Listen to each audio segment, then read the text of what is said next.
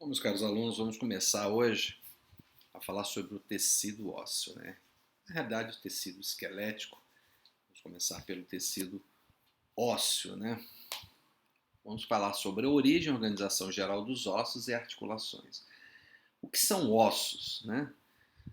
Os ossos, na nossa visão geral, é aquela estrutura rígida, branca que a gente vê formando o esqueleto que nos sustenta, nos mantém em pé, nos ajuda na locomoção.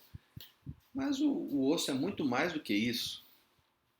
O osso é um tecido vivo, um tecido ósseo. Eles são células especializadas que vão manter o nosso sistema, está interligado ao nosso sistema, né? E ajuda a manutenção de outros sistemas, porque ele é uma fonte rica de mineral.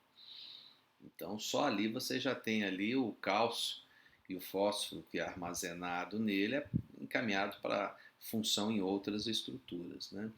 Além de ser um papel fundamental na produção do sangue também, né? Então, a osteologia, que é o estudo do esqueleto, ele vai ser importante para o desenvolvimento das nossas aulas. Então, o esqueleto, o sistema esquelético é formado por ossos, articulações, que estarão interligadas, né, para nos ajudar na movimentação, né, ao nosso estilo de vida, né. O osso é a peça rígida de número, né, de coloração, de forma, né, variada. Nós temos 206 ossos, mas temos formas diferentes, e todos em conjunto, né, cada um com seu papel específico, vai formar o sistema esquelético. Vamos dar a função do nosso sistema esquelético. O sistema esquelético é composto por ossos, cartilagens, tem como função a sustentação do corpo e proteção. É muito comum falar que o sistema esquelético é responsável pela locomoção. Isso é uma colocação complicada, porque quem faz a locomoção são os músculos que estarão ligados aos ossos. Então, sem músculo, sem movimento. Ah, mas se o músculo não tiver um osso para se fixar, também não tem movimento. Então, um complementa o outro nesse caso. As outras funções, né, que o nosso sistema esquelético pode nos dar é o local de armazenamento, local de produção e alavanca justamente para locomoção junto com o sistema muscular.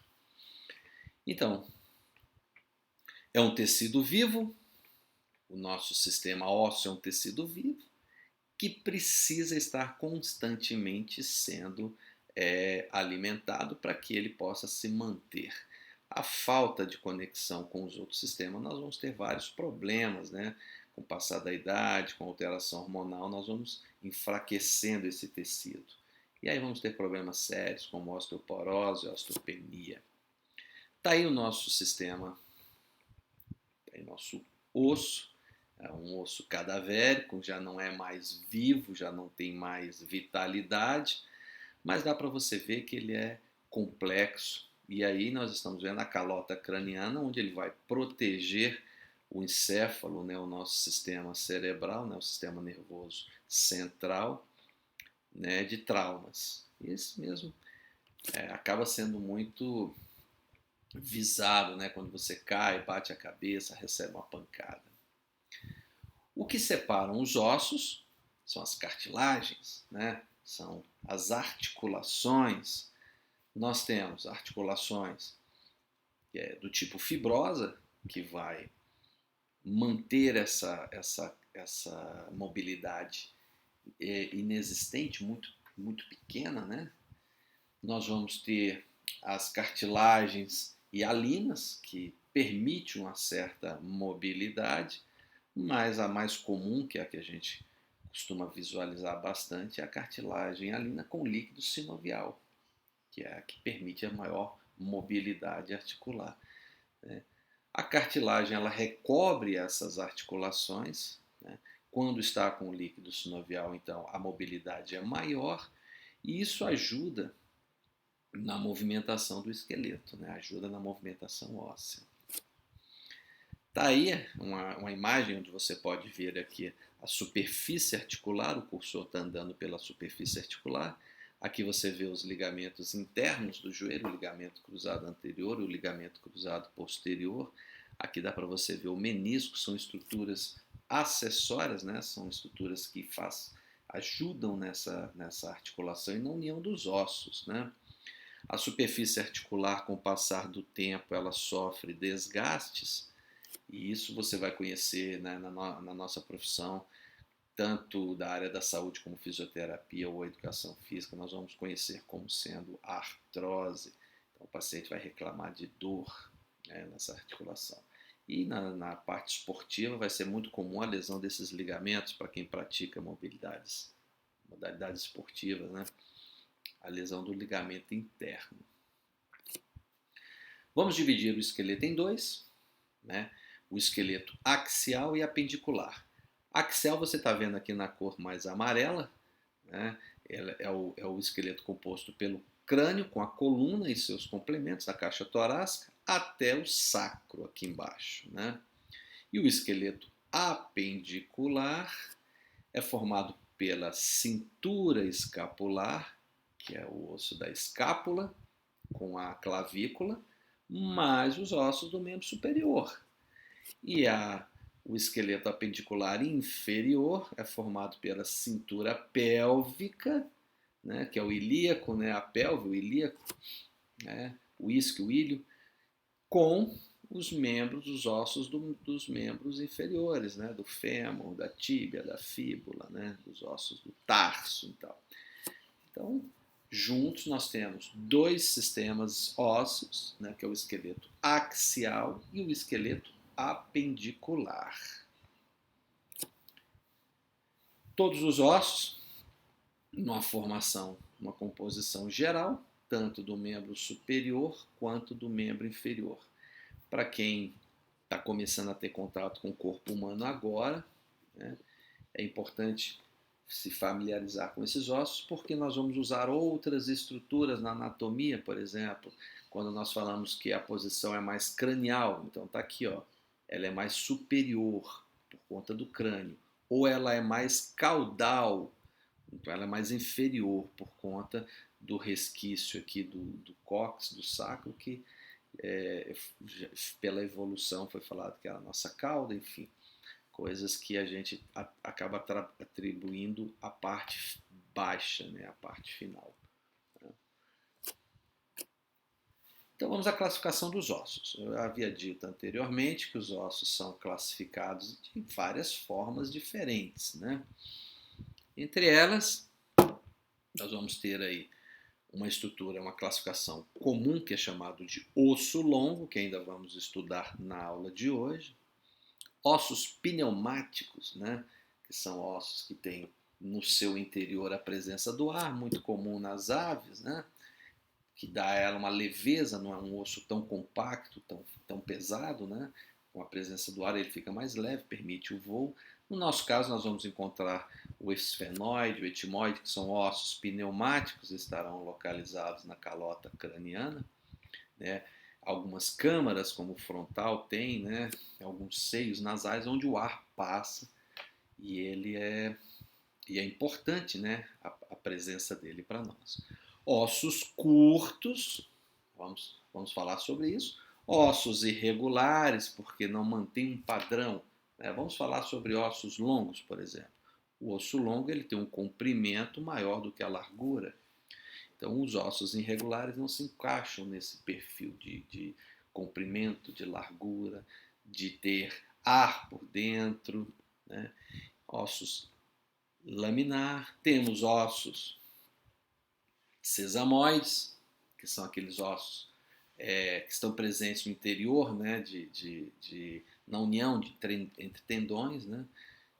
O mais comum dos ossos sesamoides são esses ossos que estão soltos, né? É a própria patela, que é o maior sesamoide. Vamos ter os ossos alongados, que não estão naquele mesmo padrão do osso longo. Ah, mas ele tem o comprimento maior do que a largura, mas ele não tem características que o osso longo tem, que é uma medula óssea, que é uma epífise, né? Duas epífises, uma diáfise. Então, essas características não dão ao osso alongado as mesmas propriedades que o osso longo tem. E mais uma subdivisão, né? Esses ossos suturais que estão presentes entre as suturas, né? Como nós vamos encontrá-los na calota craniana. Então vamos falar agora do osso longo, as características, as propriedades de um osso longo. Se você observar bem no vídeo, nós vamos ter a parte superior e a parte inferior do osso longo classificada como epífise. Por que epífise? A epífise ela tem uma característica morfológica de osso esponjoso, ou seja, ele tem várias trabéculas, ele tem vários canalículos dentro dele, que dão a ele uma irrigação maior, porém uma rigidez, uma sustentação menor. Nós vamos ter uma diáfise, que é essa estrutura bem do centro dele, bem compacta, e a diáfise tem dentro dela um canal medular, porque os ossos longos têm como característica a produção do sangue, isso mesmo, do sangue. Os ossos são revestidos por uma membrana, essa membrana é o periósteo, né? Nós vamos falar de outras membranas no decorrer do nosso semestre. Outra membrana famosa que começa com P também é a pleura, que reveste o pulmão. Mais uma membrana importante que começa com P, o pericárdio, que envolve o coração, e também o peritônio, que envolve a cavidade abdominal. Então, nós vamos ter aí elementos bem clássicos do osso longo. Duas epífises e uma diáfise. E a metáfase? A metáfase, a epífise de crescimento, né, vai desaparecendo gradativamente com à medida que o osso vai se consolidando. Então, a composição dos ossos, né, elas partem de uma sequência de células, começando com o osteoblasto. Vamos gravar bem esse finalzinho, blastos, que são as células originais formadoras dos ossos. Depois elas se tornam, né, osteoclastos, que vão absorver essa matriz óssea, que é o cálcio, vão se tornando rígidos, e por fim nós chegamos aos osteócitos, que são as células finais que vão manter a rigidez, né, as características do osso. Se você for olhar na histologia, você vai ver três camadas, né? A cartilagem formada por osteoblastos, essa cartilagem vai migrando à medida que vai conseguindo receber cálcio para osteoclastos, e mais em cima o osso propriamente dito, que é o osteócito. Tá aí nossos osteoblastos, né? São as células responsáveis pela síntese de colágeno, concentram fosfato, cálcio, né? Participando ativamente da mineralização do osso, né? Junto ao seu periósteo. Né? Os osteócitos, cuja matriz final já é a consolidação, já está bem nutrido, né? Os osteócitos são encontrados no interior da matriz óssea e realizam a troca de nutrientes e metabólitos com o sangue, né? O que tornam essenciais para a manutenção do próprio tecido ósseo. Esses osteócitos derivam dos osteoblastos, né, envolvidos pela matriz. Como a gente viu, osteoclastos, osteoblastos e agora os osteócitos. Né? Os osteoclastos são os primeiros, né, são as células que vão começar o processo de calcificação, de crescimento e maturação. São as primeiras células que aparecem após uma fratura. Elas formam aquela linha, né, de segmento de células, conectando os dois ossos. Depois se tornam os osteoblastos, né, formando calo ósseo, e por final a reabsorção deixando só os osteócitos. O revestimento dos nossos ossos é formado pelo periósteo, né, que recobre a parte externa do osso, e os que têm a medula vão ter o endósteo, né, que vai revestir a medula óssea. O periósteo recobre o osso externamente, é muito importante, é vascularizado, e a pancada, o trauma, né, tem a terminação nervosa, acontece de pancadas e traumas. O periósteo é muito bem vascularizado e ele pode reclamar de dor, né? O paciente vai reclamar de dor. Já o endósteo, ele também é muito vascularizado, né? E é importante também nessa manutenção da parte interna da medula. Tá aí para você ter uma visão final, né? Vamos olhar a parte de cima, é a epífise, né? Onde nós vamos ter ali o osso esponjoso, a parte do osso longo interna é a diáfise, e a parte final, né, também é outra epífise. Por dentro, a medula óssea, com a formação do sangue, por fora, revestindo por fora o periósteo, e por dentro o endósteo.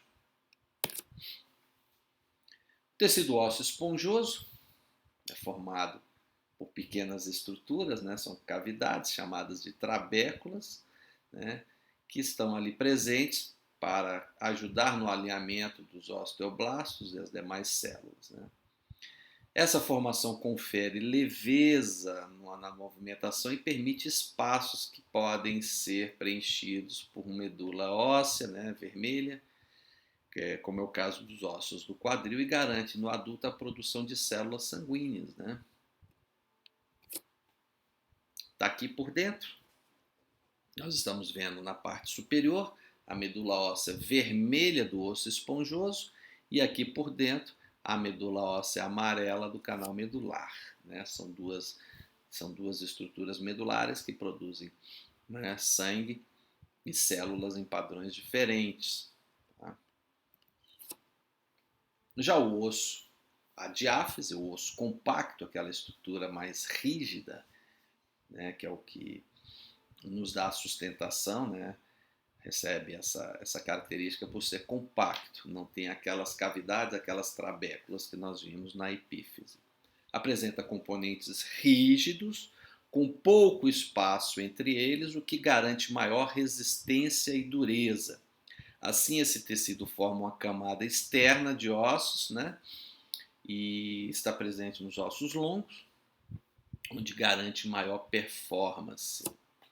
Está aqui, ó, a nossa estrutura. Abaixo no vídeo você vê o osso esponjoso com as trabéculas, com as características da medula, e o osso compacto, sem tanta porosidade, né, com concentração de osteócitos muito maior, para dar rigidez a ele.